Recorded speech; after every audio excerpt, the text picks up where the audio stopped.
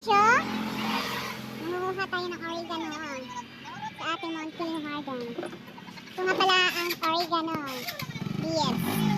Oregano leaves, ito na yun. Mga Mars, ito na nga yun. Oregano leaves. Kuha ako ng mga ilang piraso lang. Kasi yung bibig ko, inuubo ako.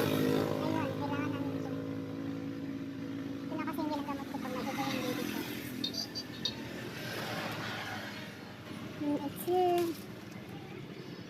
Ito na, pwede na ito. Tsaka,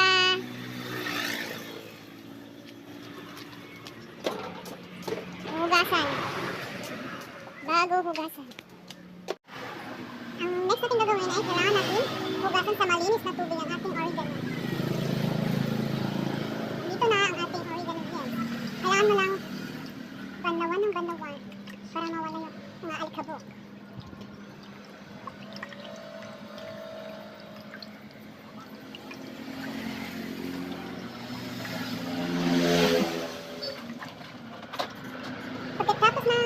Pagkatapos na banlawan ang ating oregano, yan.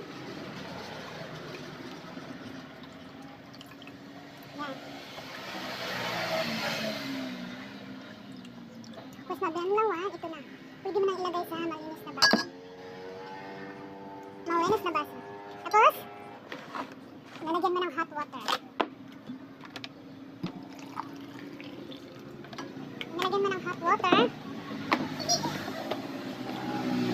Saka mo lang tatakhan baka 15 to 20 minutes. 15 to 20 minutes.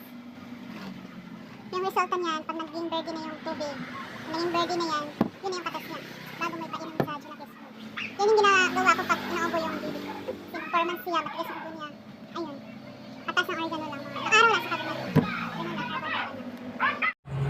Hello! At ito na nga ang ating oregano. Ito yung result. May kulay na siya. Sa natin, malamig na siya.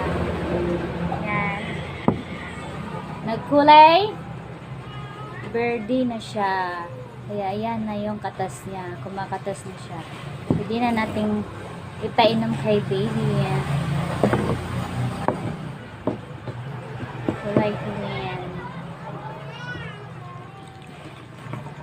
Nakikita na ang kanyang result.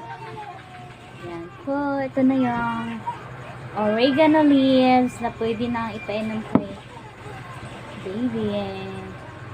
8 months old lang yung baby namin. Na si King Genesis. Yan. Ay! Wah! Okay. Okay, patahi tayo dyan. Ba't ganon? Ayaw niya kasi yung lasa nito eh. Wah! Sige na. Sige na. Yum, yum, yum. Yum, yum, yum. Alam na alam niya yung lasa. Yum, yum, yum. Oh, see? Ininom niya kasi. Uminom si mama. Oh, like this. Yum, yum, yum.